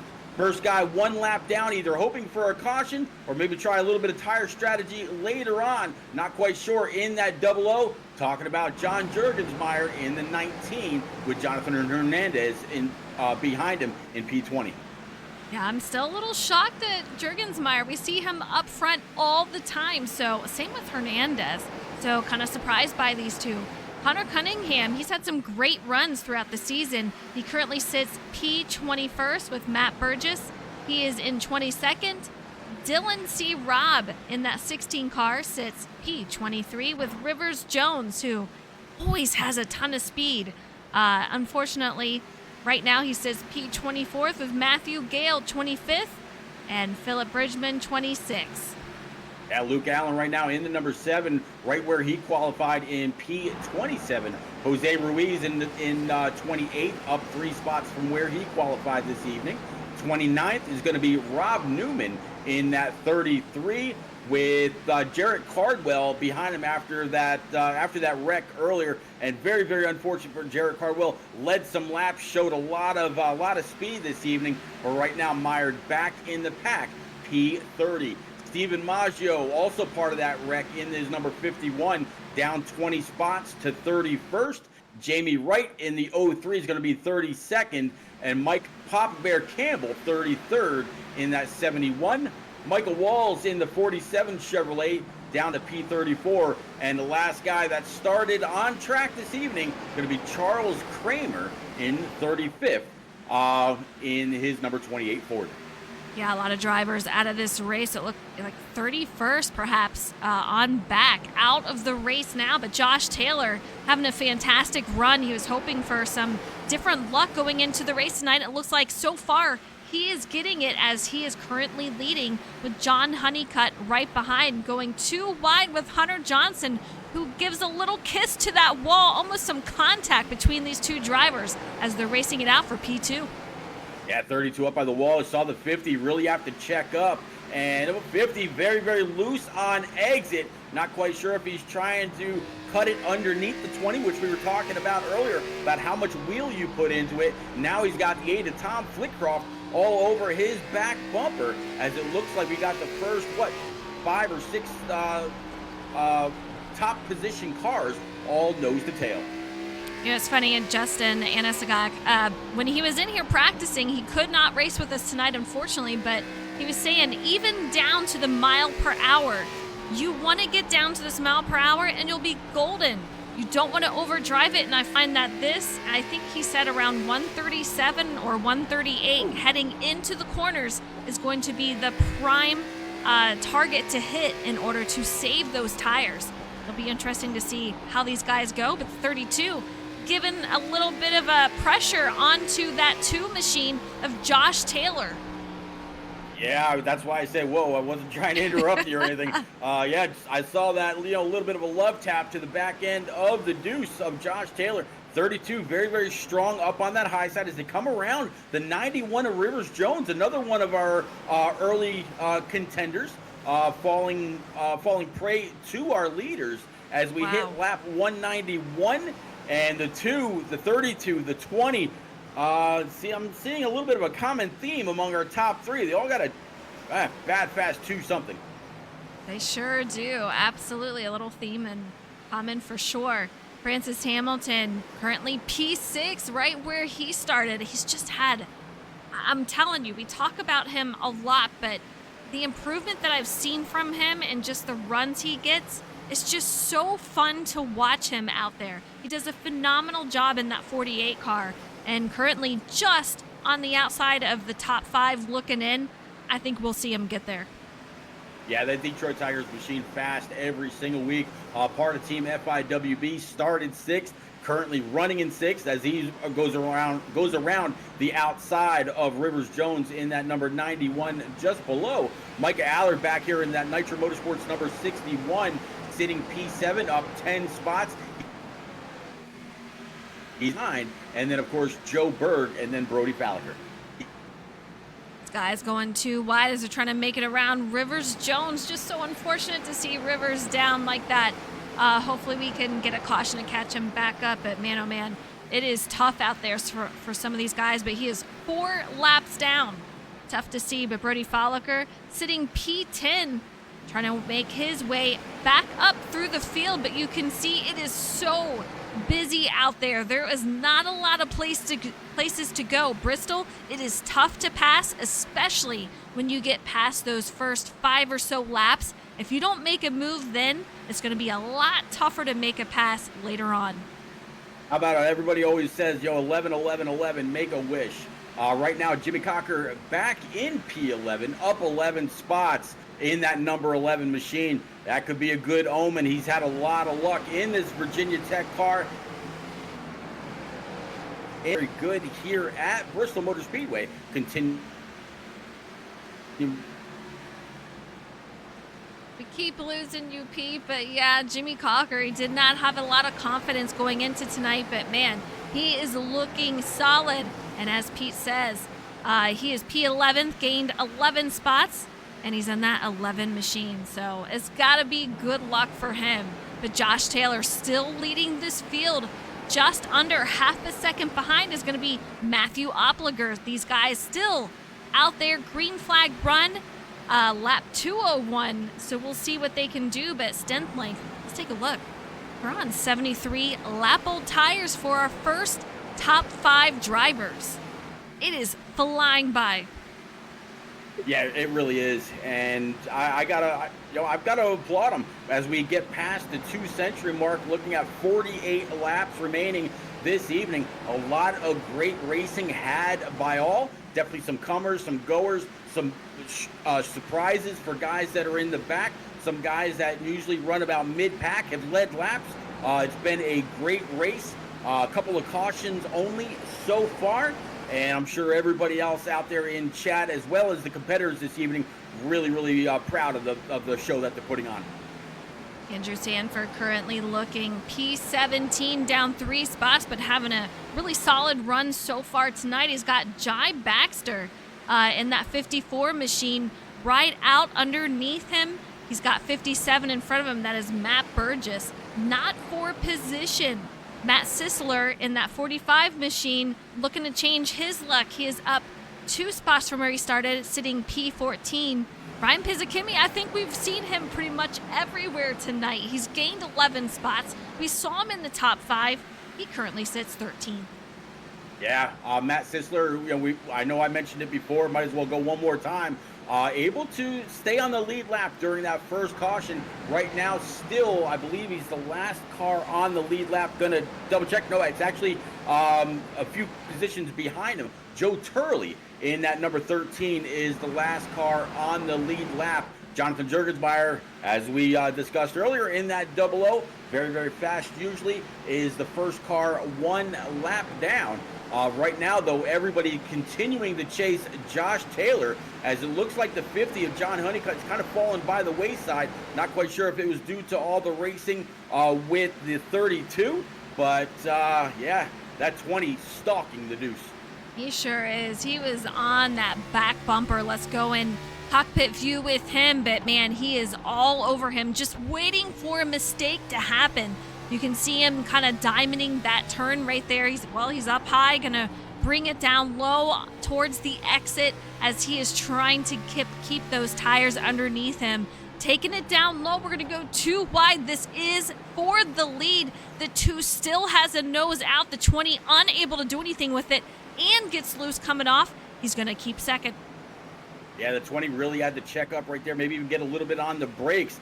You see now the car length distance between him and the 2 as they come up on that number 13 machine for Joe Turley. The 2 is going to go ahead and pull it low. 13 is going to keep up the high side. Looks like the 20 is going to go ahead and go up high with Opplinger, knowing that the momentum is up there. But it looks like Josh Taylor is going to be able to clear him. Here comes the 20 as well. Lot of movement as they try to get around that 13 machine. Hunter Johnson directly behind in that 32 car. He is going to try to make his way around that 13 and does so. John Honeycutt, as Pete has mentioned, fell back a little bit. He's got Tom Flitcroft behind him, and man, he is looking so incredibly loose. That end is just fishtailing behind him. Not a comfortable ride for that 50 machine. No, and it looks like it's happening more than not in turns off the corner, down the straightaway. Here comes the 8 of Tom Flitcroft. He's got Hernandez right behind, but that's not a battle for position. Next car in line would be that 48. 48 is going to be Francis Hamilton. He's going side by side, and that is not for position. That is Jonathan Hernandez in that 1 machine. He is at least a lap down here. But Josh Taylor, let's take a look at this. He's got Luke Allen in that 7 machine down underneath, very, very close. That 20 is going to make it by. The 32 is going to make it by. The top 3 drivers right here. John Honeycutt is going to be the leader of that next pack, and you can see on the track map, I would say that's just several car lengths behind, but man, those 3 are definitely putting the field behind.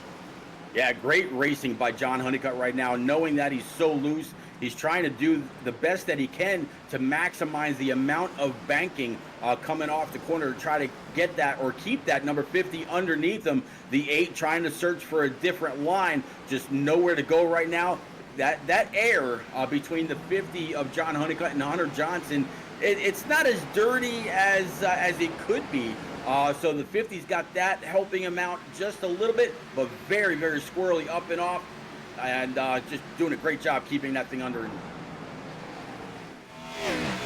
can see these drivers racing around. It's going to be single file for the most part. They're getting well spread out.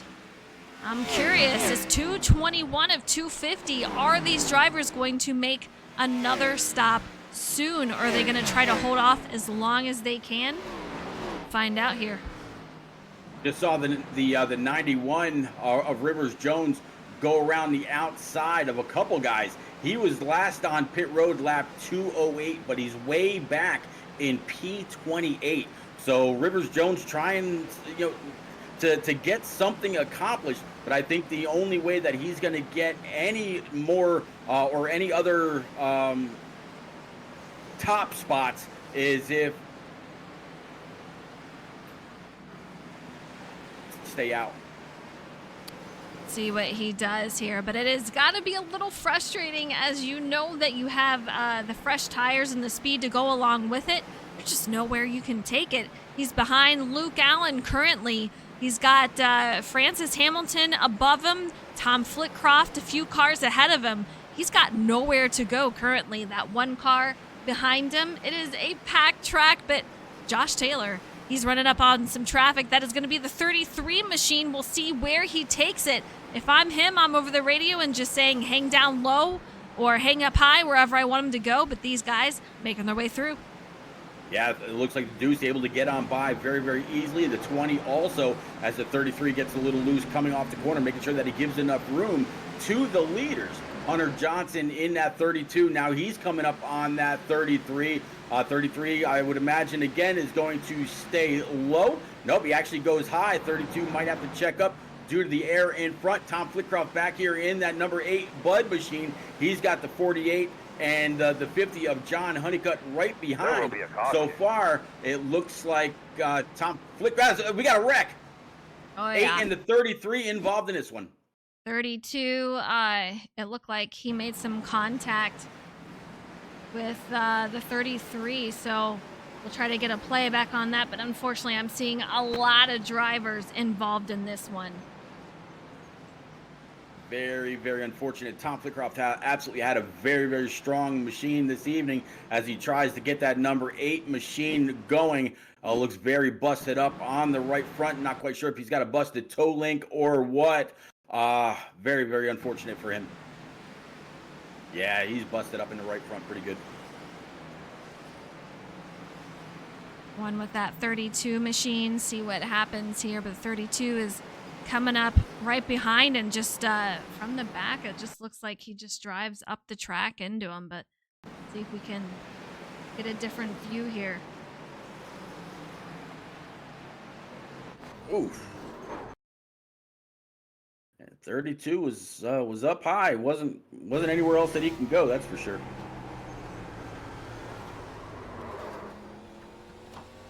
Fortunate to see there. It's going to be a lot of drivers involved in that one, Pete. Absolutely. So it looks like everybody did come down pit road. Less than 25 laps down. And you see the 32, the 48, the 42, the 68, and others coming in for what is no doubt will be their last stop.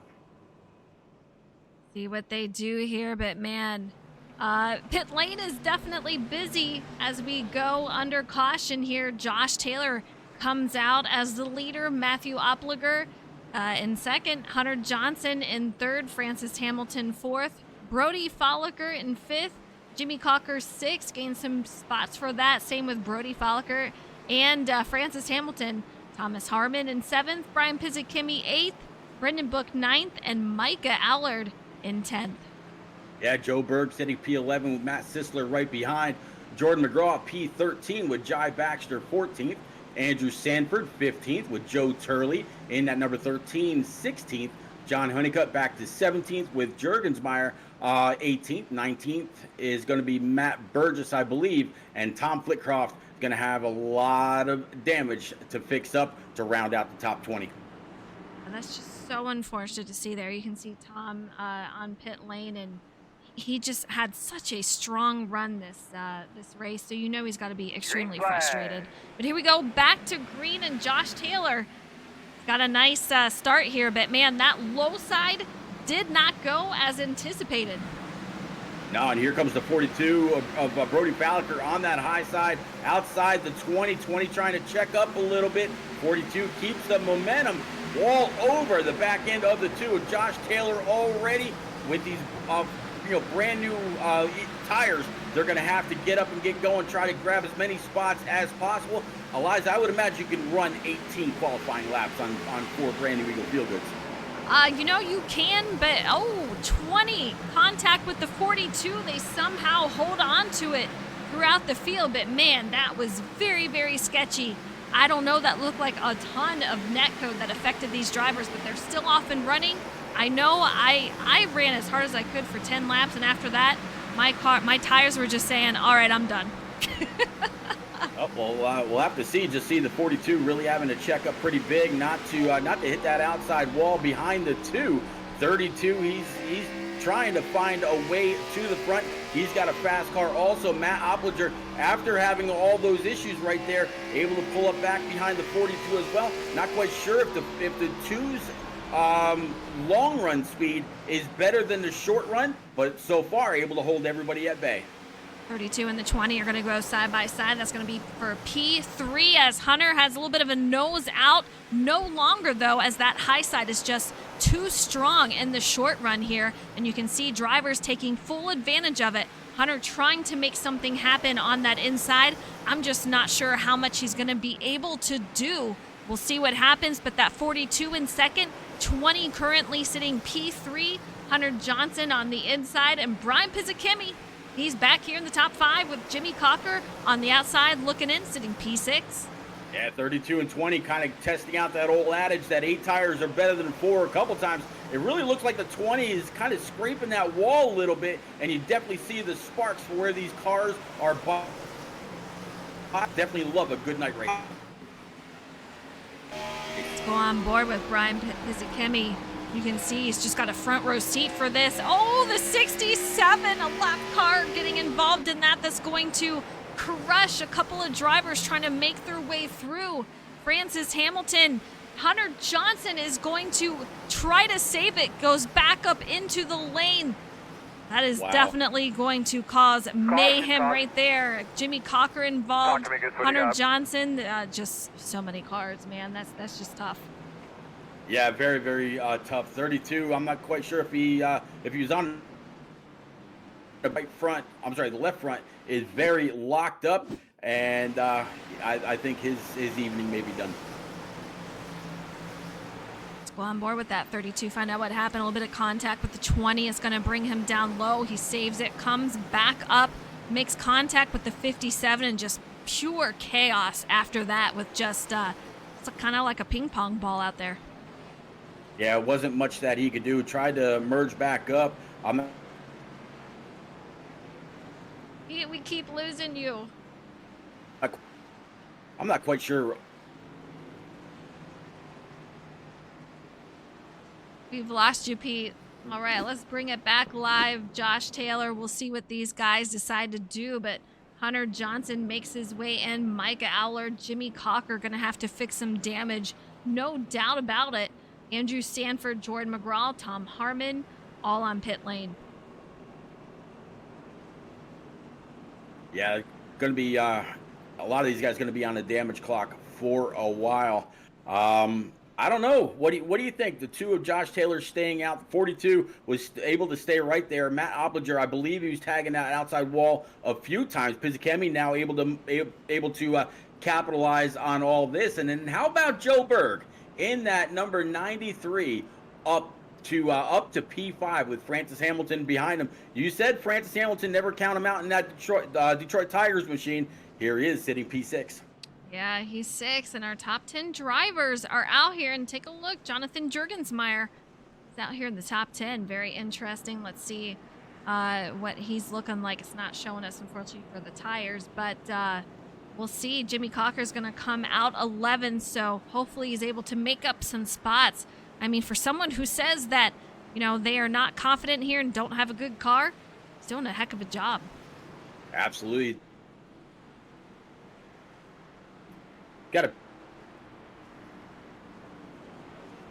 Pete, we keep losing you. It's awful. Josh Taylor's going to take the outside with Brody Folliker on that inside. So Brody's going to be on the front lane here. Brian Pizzakemi, row 2, as we have 5 laps to go. There is not much left in this race. It is going to be close. Hopefully these guys can keep a good head on their shoulders, and we'll finish under green here. But, man, I think things are going to get very interesting as we go back to green once again. That 2 on the outside. Brody getting a huge push on that inside. It's going to be tight. I apologize. So definitely some mic issues on my side. I'll definitely get that fixed up as quickly as possible. Great restart again by the Deuce. Everybody trying to run him down. Here goes Pizzakemi on the high side. Yellow's out again. Close that again. It looks like Jarrett Cardwell, unfortunately, involved. Let's take a look, see what happened here. See him in that 12 machine on the apron and just loses it. Yeah, it's just part of the track where the difference in banking is just tough. He had such a fast car earlier too, Pete. You hate to see it. Yeah, but fortunately enough for him, though, even though the caution's going to be on him, nobody else got collected in this, so it's all Jarrett Cardwell. He'll own that, and we'll be able to go back green and no additional carnage. So it looks like we're going to have we're going to have a green-white checker to wrap up Bristol. What do you think, Eliza? Cautions breed cautions, or do we see a new winner this season? I think anything is possible. Brody, he obviously has a win out here. Brian Pizzakemi, I mean, that would be his first win in SnB. How cool would that be? Same with Josh Taylor. He's a newer driver, been with us for about a season and a half, 2 seasons. So that would be cool to see him win. Anything is possible. Francis Hamilton, can you imagine if he won? FIWB would go absolutely insane, along with a lot of guys out here in chat. Yeah, absolutely. I mean, that 48 Detroit Tigers machine, I think he has spent time in just about every single position on track. throughout the 250 laps here at Bristol Motor Speedway. But right now, it's all about the deuce. Mike Pop Bear Campbell put that number 2 together for him. More Smoke is his Twitch channel streams often. Not only iRacing but Death by Daylight, or they I don't know, I don't quite know the title, but he's very, very fast. He also comes from a long time Xbox racer. Overall, great guy. I actually got to meet him in Atlanta and Charlotte Motor Speedway. So looking forward to seeing what Josh is able to do. Again, by virtue of being the control car, he's able to jump on that loud pedal first. Lights top the pace truck are out. Going down the backstretch towards turns 3 and 4. I imagine he's going to hop on that throttle pretty quick as soon as he gets to that restart zone and try to get to that white flag and hold that hard charging 42, 48, and 78 behind him. Yeah, he takes this outside as a control car, but that low side just seems to be suffering on these restarts. But man, not this time. Brody gets an amazing start, just able to predict when and where he's going to go, and they are still side by side. Brody going for the lead here as they are going side by side contact. Brody makes some contact, able to hold on to it. I don't even know how. We'll see where he makes it back up. Goes 3 wide, able to stay on the track. They're still green, Pete. Yeah, still green. It looks like the 2 coming off turns 3 and 4. He'll be the first one to see the checkers. Congratulations, Josh Taylor. His first win here in Shake and Bake at Bristol. Another new winner. Francis Hamilton going to be in the booth with that P2, along with Ryan Pizzikimi sitting 3rd, up 21 spots. Joe Berg in 4th. Matthew Opliger in 5th. Matt Sisler in 6th. Brennan Book in 7th. Jordan McGraw 8th. Thomas Harmon 9th. And Jimmy Cocker gets that top 10. Yeah, how about Jimmy Cocker not too secure in the way that Bristol felt for him early in practice and in qualifying. Great job by him to work his way on up. Absolutely.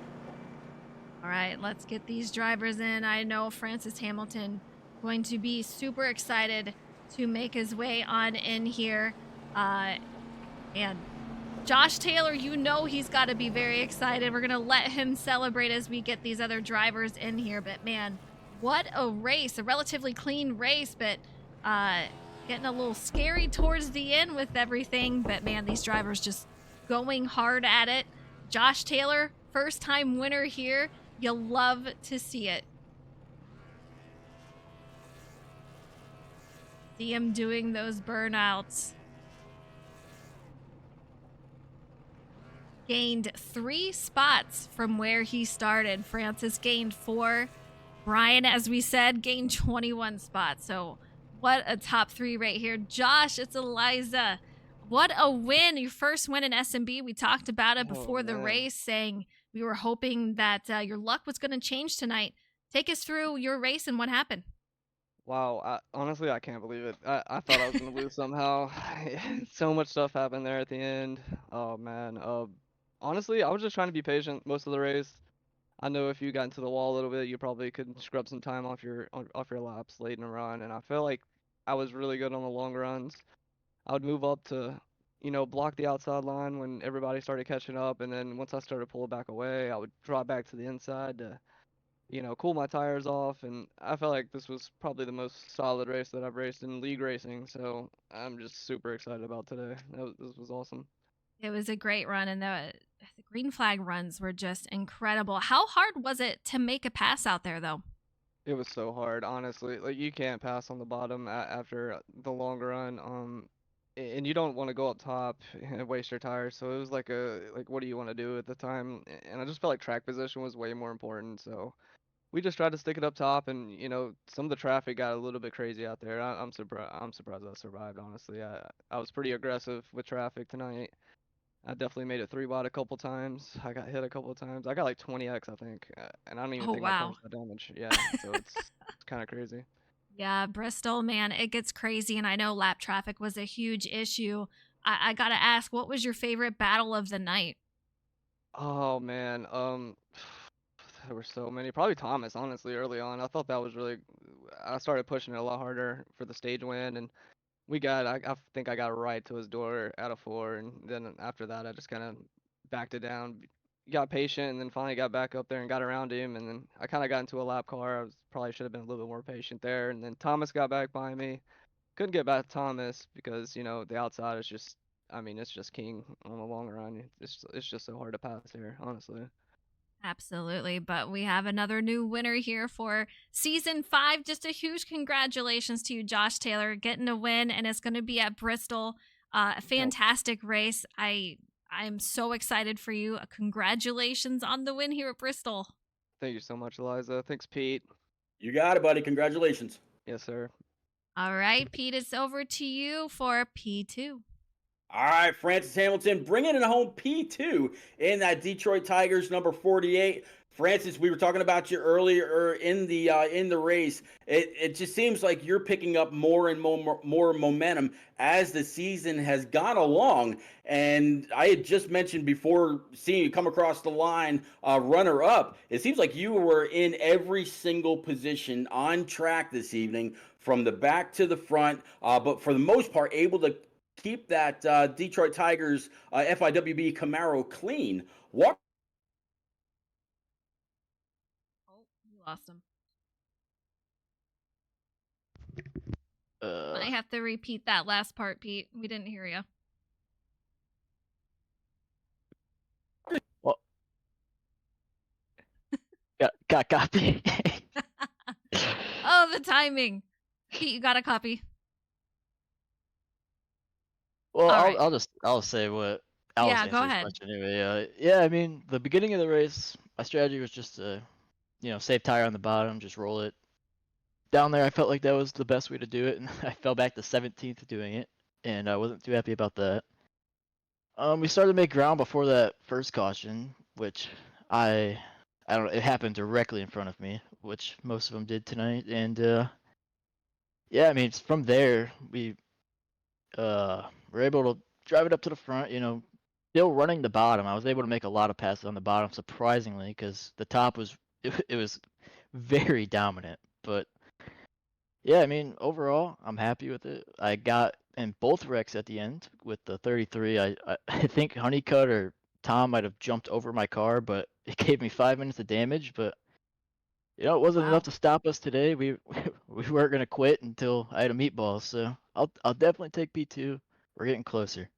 I Yeah, apologize for that. I just realized that my mic cord was getting pinched. That's why it kept on going in and out on me. All right, but no, I didn't know what was going on. It kept on blipping in and out. So I apologize for that during the race and in here in post race. But phenomenal job. Thank you. I gotta ask too. We've seen you were in the booth here. Do you think you're going to be getting a win? And if so, this season, because we do, we believe it is coming for you. You're in here P2. What track is your best bet to get that win? Honestly, any of the 750 tracks, I feel really confident at. It actually takes. I don't want to diss the 550, but it takes talent. It takes, long runs.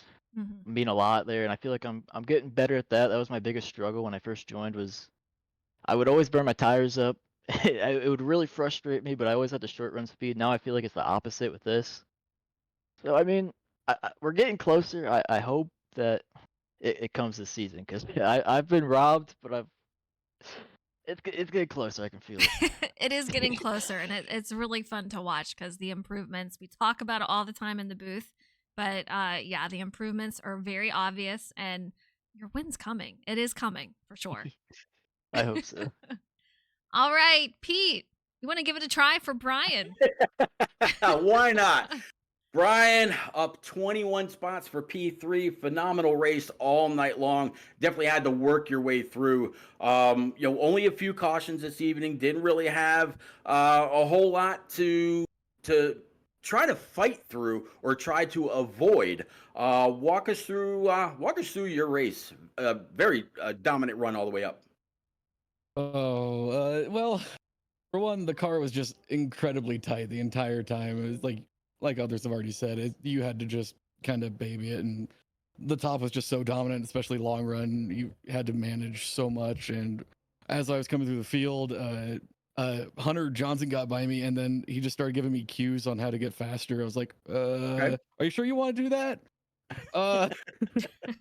And then he pulled away anyway. So it's like, okay, well, whatever. Well, I have to say at least thanks for Hunter for at least getting me some extra tips for, you know, making it a little more drivable and getting myself through the field. At the end, I definitely thought I had something until that last caution with 3 to go, because I was rolling the top so well. Next week, we go back to Chicagoland, kind of a sister track to Las Vegas Motor Speedway that we saw last week. How do you prepare for there after a great podium finish this week? Just putting yourself in the right position with how much it's going to be a pack race, kind of just managing tires and pushing when you need to. It's going to be a lot of trying to keep clean air on the nose without sacrificing too much in terms of track position. Brian, we're waiting for that first win for you here in Shake and Bake. I have no doubt it can come very, very soon in any of the tracks that we go to week in and week out. You are always a force to be reckoned with. Congratulations on your P3 tonight, sir. Thanks, sir. You got it. Eliza, Bristol Motor Speedway, the last great Coliseum. Did not disappoint whatsoever. We saw a lot of great side-by-side, at times almost 3-wide racing, minimal cautions for a great short track. Looking forward to Chicagoland next week. Yeah, Chicagoland next Monday night. Be sure to tune in. We appreciate you guys coming out here tonight and showing the drivers a ton of support, and also our stream next week, Chicagoland. Tune in 8 p.m., around 8:15 p.m. Eastern time. You guys have a great night. We'll see you next week.